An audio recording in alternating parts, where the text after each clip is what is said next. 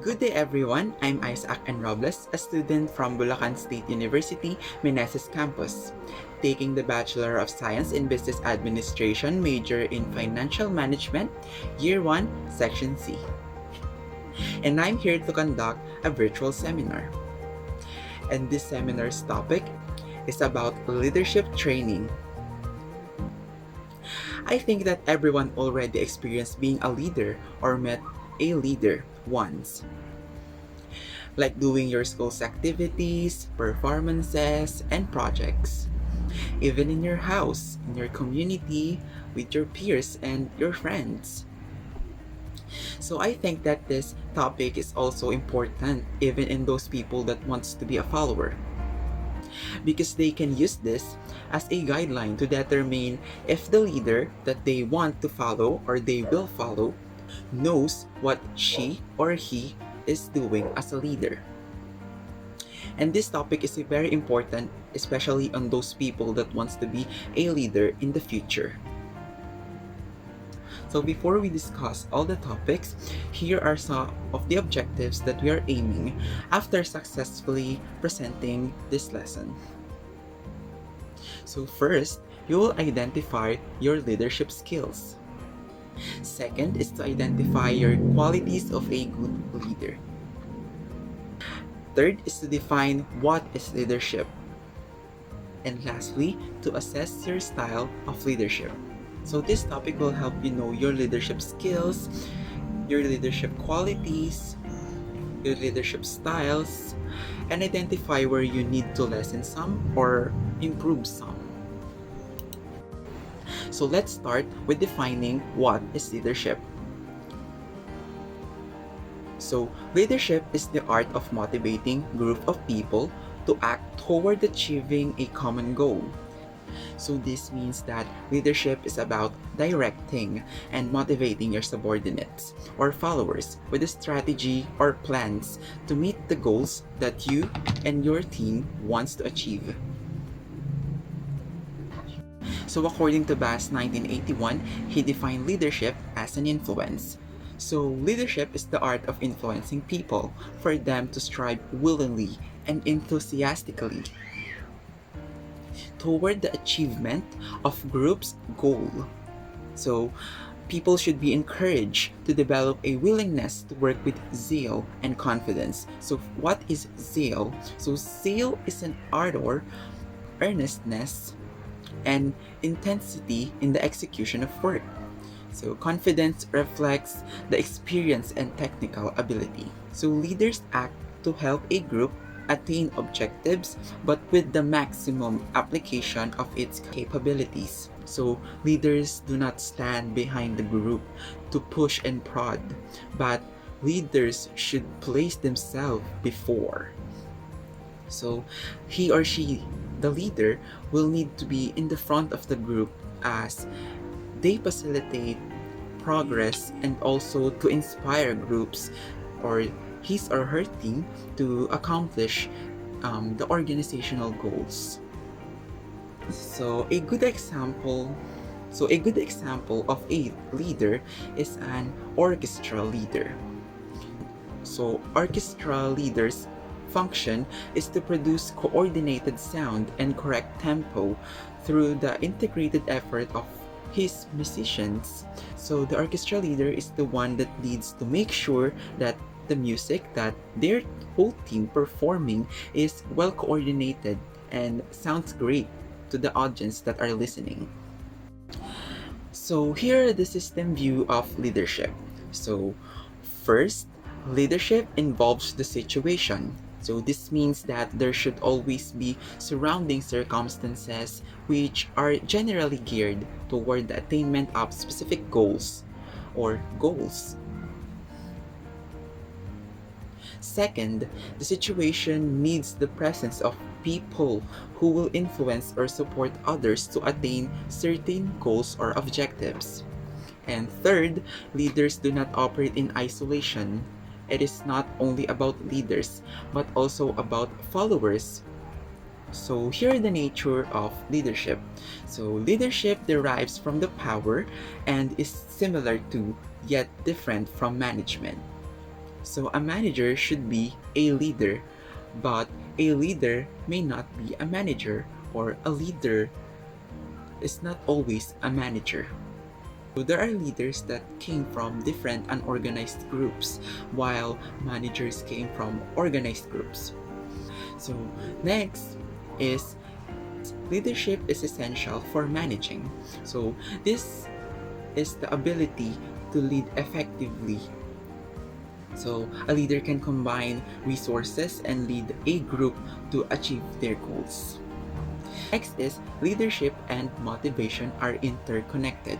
So leaders motivate their subordinates or followers. If a leader understands the essence of motivation, he can have a great or harmonious relationships with his subordinates, which will lead them to have encouragement that will help to achieve their common goal easier and faster. Next is the essence of leadership is followership. So it is the willingness of people to follow the leader. Moreover, people tend to follow leaders whom they see providing means of achieving their desires, needs, and wants. So people should not be forced to follow a leader, because it proves that you are not a great leader if you force them to follow you. So next is leaders must coexist with the subordinates or followers. So they must have a clear idea of the ambitions and demands, and this creates loyalty and trust in subordinates for their leaders.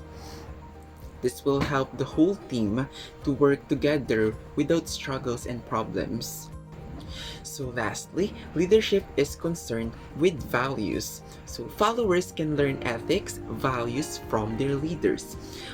Leaders reinforce ideas and need to make positive statements of ethics that will make them a good example to their subordinates. Because most of the time, subordinates or your followers tends to do what you are doing as a leader.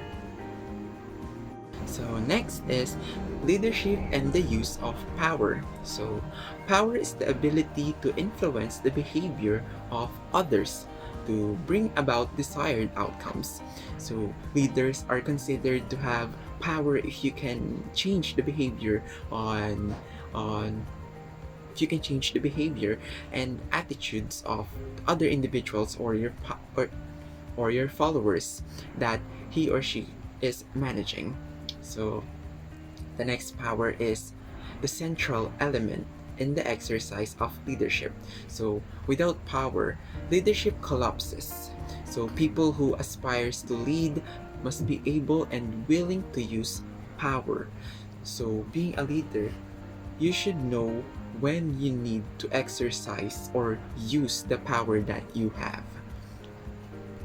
So next is there are three powers that comes from different sources and can be classified as the following. So the first power is the legitimate power, or it is also called as position power. So it is delegated from a higher authority in formal organizations. So it came from your boss, manager, and etc. Legitimate power may be a reward if the position holder issues compensation for task satisfactory done. So it means that if you done a specific job and it satisfies them, you can have a legitimate power. So example of legitimate power is the power derived from the position you hold in an organization. Example is vice president, secretary, or etc. Subordinates will comply because they believe in the legitimacy of that position that is given to you as a leader. So the higher the organizational hierarchy you have, the more power you hold. So the next power is the referent power, or also called as the charismatic power. So it comes from the personal qualities of a leader. Leaders with this type of power hold and attract people through the strength of their personality. Oh, it means that their personality gives them power or advantage, and it comes naturally. in them. So the example of this is people follow you not because of your position, but because they respect and adore you as a person. The last power is the expert power. So it is also known as the knowledge power. So this arises from a person's specialized knowledge and information about certain situations. It also depends on one's training, education, and experience in his whole career or life. So example of this is a member of the organization whose expertise, example, finished medicine or PhD or etc. is solving challenging problems to ensure the objective stays on track, gained expert power. So they also use experience to calculate the possible outcomes on the plans that they will do or they come up. So next is the qualities of a good leader. So before we start with the presentation of the qualities of a good leader, you can take notes whether you have these qualities or not. So in the end, you will see if you have the qualities of a good leader, and if you do not have most of them, you can improve them in the future. So the first one is determination. So a good leader has never-ending determination. He is the first one to initiate an idea and the last one to give up. So it is because of leaders' determination that the projects are finished or completely finished well. So, being a leader means being an image that your subordinates or followers will look up to. So, it means that you should always express your determination for them to adopt and for you to be a good example to them. Next is flexibility. A good leader can adapt to any situation. He sees the situation from many different angles and can adjust himself accordingly. So, leaders should learn different skills and knowledge, abilities so that he or she can use it to solve sudden situations and problems. And if there is a gap on their team, the leader can easily fill up those gaps. The third one is the resourcefulness. So leaders don't always get what they want easily, but they are creative. They think of ways to get what they want. So leaders find more options on deciding on what they need and want for doing a specific task or job, or they always try to look for better and, if possible, the best option for what they are looking for. Next is creativity. So, thinking of effective ways of doing things that don't require a lot of time, effort, or money. Leaders always think outside the box. They always seek for more suitable ways, so their time, effort, or the budget that they give in that specific job will not be wasted, and we want to assure the success only. So the fifth one is self-confidence. People will follow a leader who believes in him or herself. This does not mean being arrogant. Rather, it means trusting in yourself and your abilities. So, a leader should know his or her capabilities. And if there are bad capabilities, he or she should embrace them so he or she can gain confidence on all the things that he or she decides or do. So, if a leader do not believe on her or himself, how does the subordinates or followers put their faith and trust on the leader? So, next one is positive attitude or optimism. A great leader has a positive outlook and tries to make the best out of everything. So, leaders should always seize the future as success for the whole team. So their dream is to achieve the goal.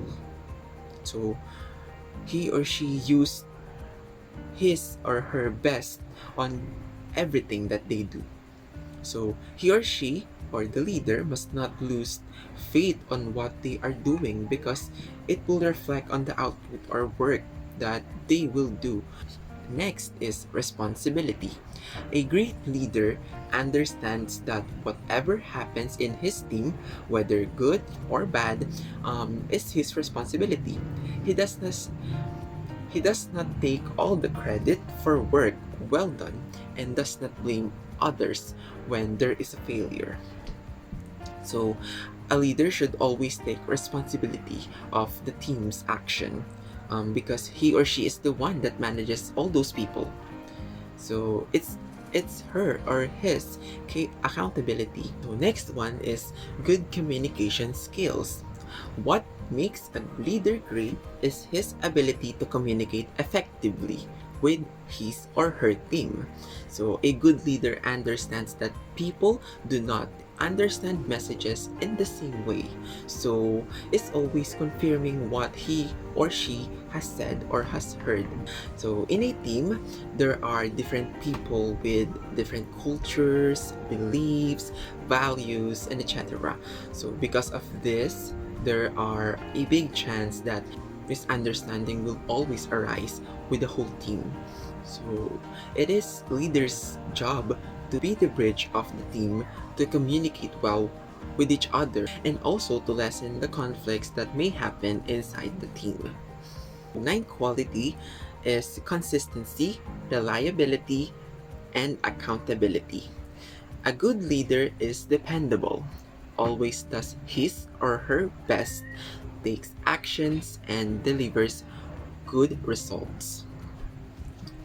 Leaders always aim for the best result. He or she always gives his or her best on everything they do, so that the followers also get inspired to give their best, and this helps them to give their trust on their leader. Next is planning ahead. A good leader plans and knows what is up ahead. He has good judgment in predicting what may happen in the future and can make work decisions based on that. So, leaders should always be ready in different situations and problems. He or she must always ready to adapt in any situation with different plans already constructed in his or her mind. So next one is patience. Having the responsibility needs patience in all aspects. A leader that handles different people with different cultures, beliefs, values should always have patience in him or her. He or she should be the calmest in the team if there are any problems that needs to be solved, or if there are any conflicts in the whole team. He should be the one to initiate or to solve it. Next is being objective. A good leader does not take sides but is open to different opinions. So leaders should always hear other people's opinion and use it as an advantage for him or her to improve. So the last quality of a good leader is perceptive. So a good leader has an awareness of the people he or she is leading. So a leader should identify and recognize his or her followers or subordinates' capabilities, skills, and traits to assure a harmonious and successful team. So what makes a great leader? So it is a mix of these qualities. So you don't really need or necessarily need to possess all of them, but you should at least strive to develop as many as you can in these qualities. So here are the differences between a boss and a leader. First is boss drives subordinates. Leaders coaches subordinates. So boss just use the skills and all the knowledge of his or her people, while the leader helps his or her people to find and enhance those skills that those people already have. The next one is boss depends on authority. while leader depends on goodwill. Boss use authority for the follower or the subordinates to follow them. But with the leader, the followers or subordinates follow him or her because of leader's goodwill or the leader existing itself. So boss inspires fear while leader generates enthusiasm. So boss uses fear on his or her people for them to follow him or her, while the leaders give rise or generates enthusiasm on them. The next is the boss says I and the leader says we.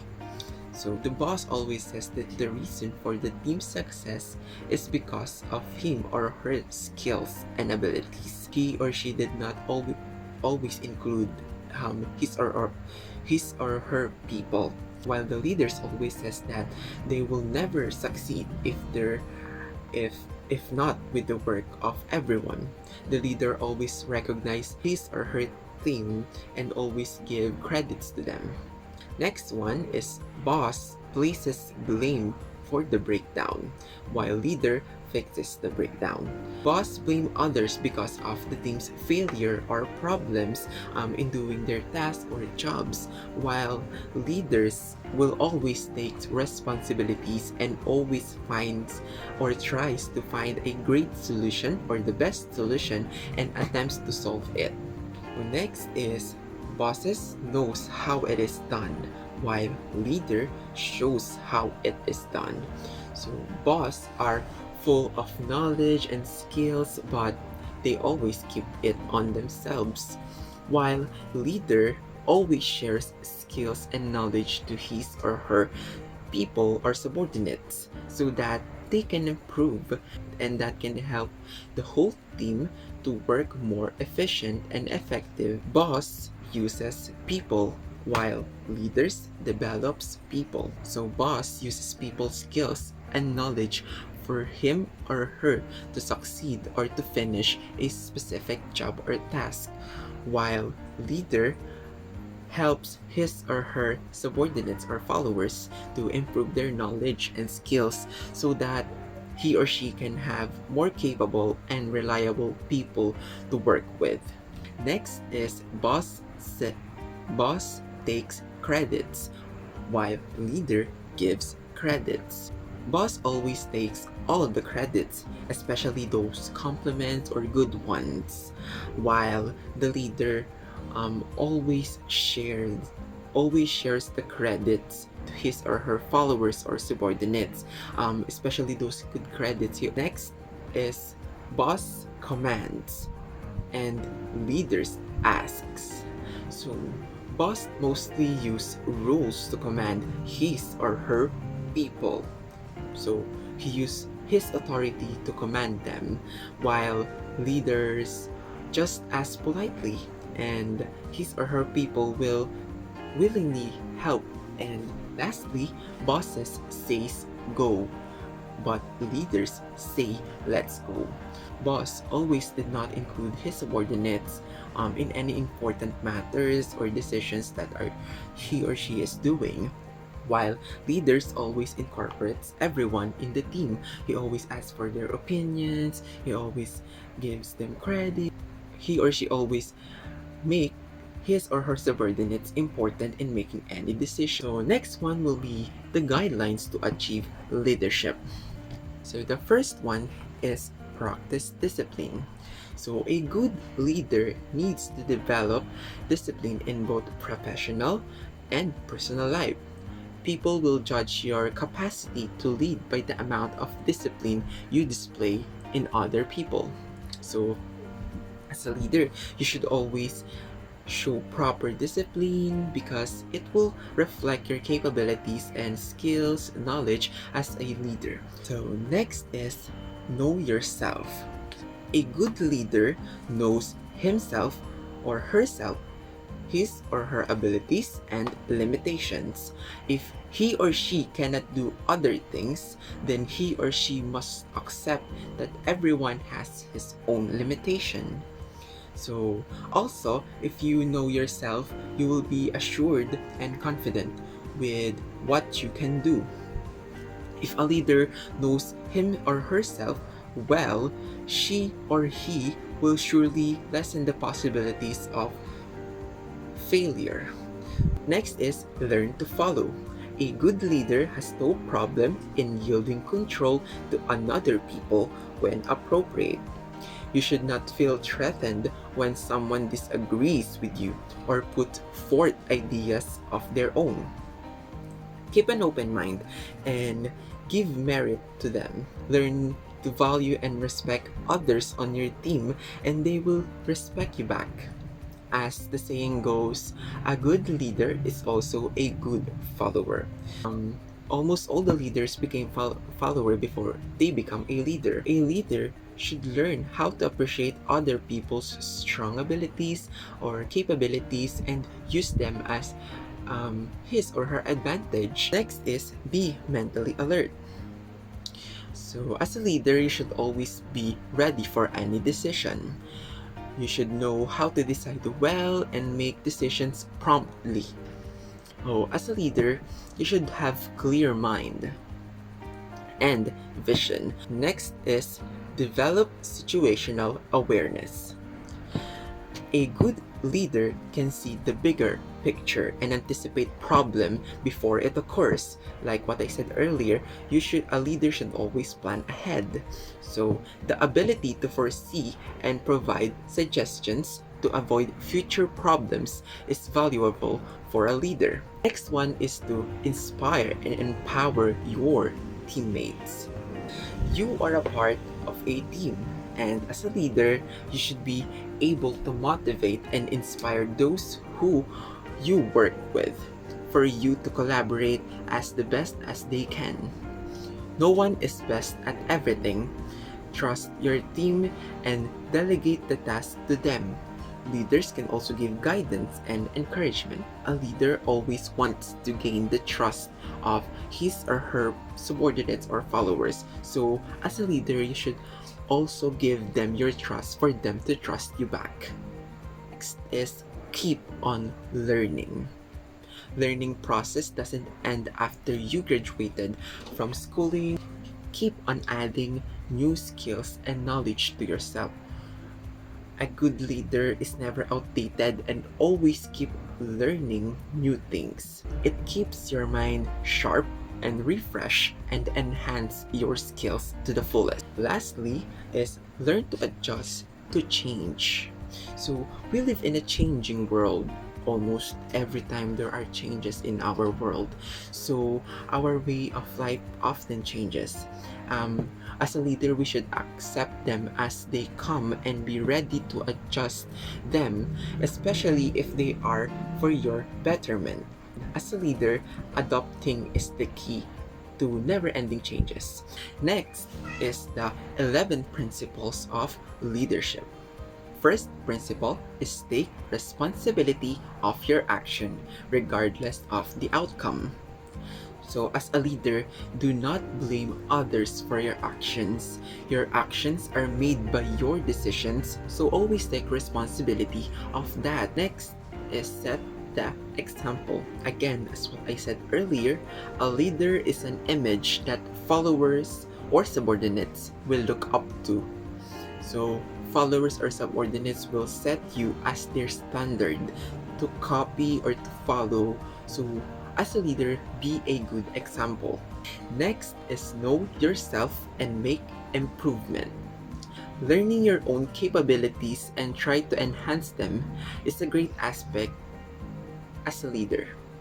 So always try to improve those things that you already have. Next is seek for responsibility and development a sense of responsibility. As what I said earlier, leaders should always take responsibility, whether the outcome is good or bad. Next is ensure that the task is understood. Before letting your people do the job, make sure that you fully explain the procedures and ways to do that, and make sure that they understand, or you will teach them on the ways on doing it so that failures will be lessened. Number 6 is know your men and look out for their welfare. Um, as a leader, always try to understand your subordinates or your followers, and always try to have a good communication with them, because they are also people with feelings and different problems that they are facing outside the job. 7 is keep your men always informed. So always give your subordinates or followers an update on every decisions that the company does, the future projects, then the plans that the company wants to do, so that when that comes, they are already ready to do that job at their best. Next is keep your men as a team.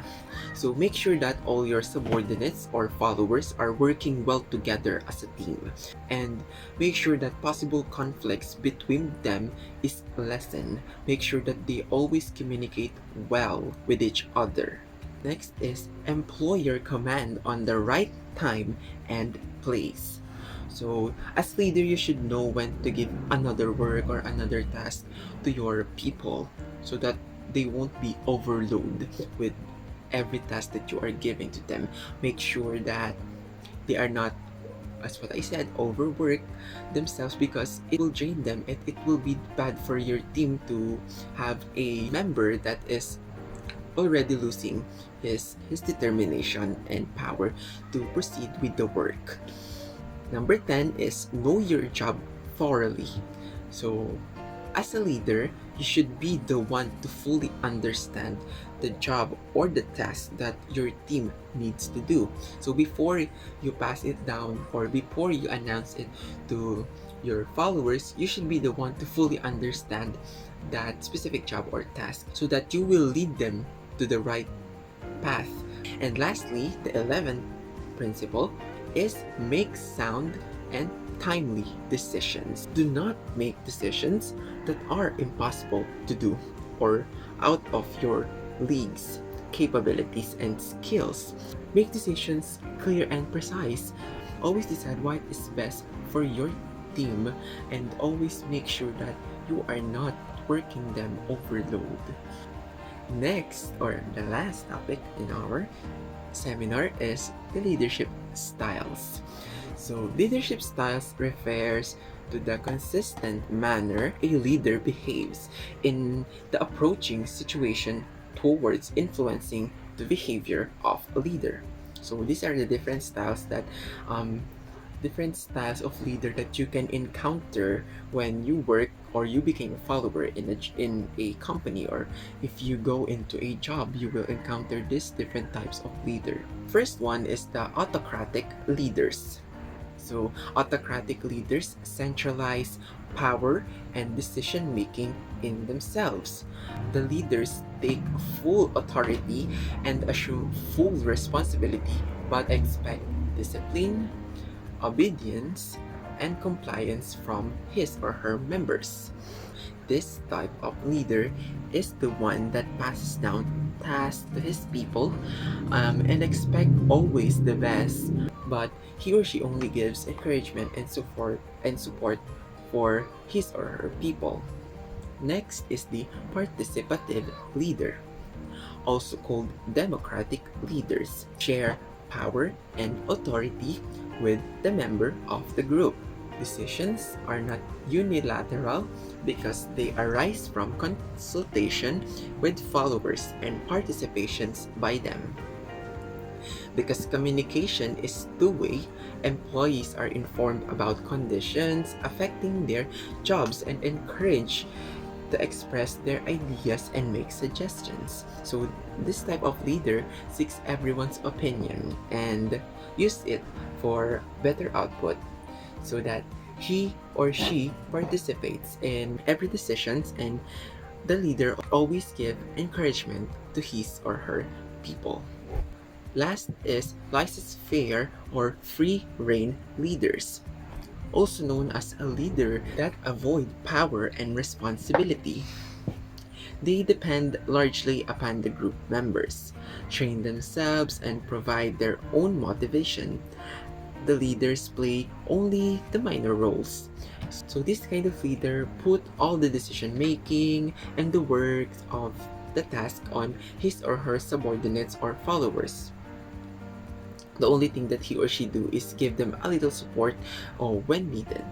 So this type of leader is the one that always put big trust on his or her subordinates. So that's it. I hope that I clearly explained the qualities of a good leader, the principles of leadership, the guidelines of leadership, the differences of a boss and a leader, and most importantly, I hope that you define on yourself what kind of leader you are, or if you have the qualities to be a leader or the characteristics of a good leader. If you already know those things, you can now improve them or lessen some if there are some attitudes that needs to be lessened. And now is your time to improve those features that you don't have or those qualities that you don't have. Again, I'm Isaac and Robles, and I sincerely thank you for listening to my seminar. Bye!